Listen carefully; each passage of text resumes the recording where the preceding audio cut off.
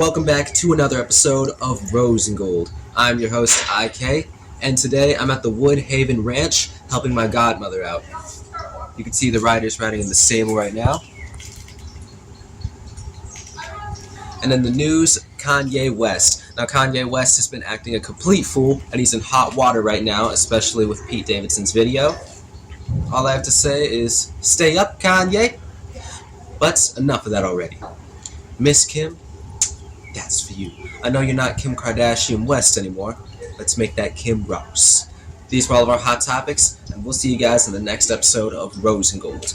And also, one thing to stay tuned for is that we have made a second YouTube channel. The link will be in the description down below. Make sure to check that out and give it a subscribe, as well as a like on its videos. And we'll see you on the next episode.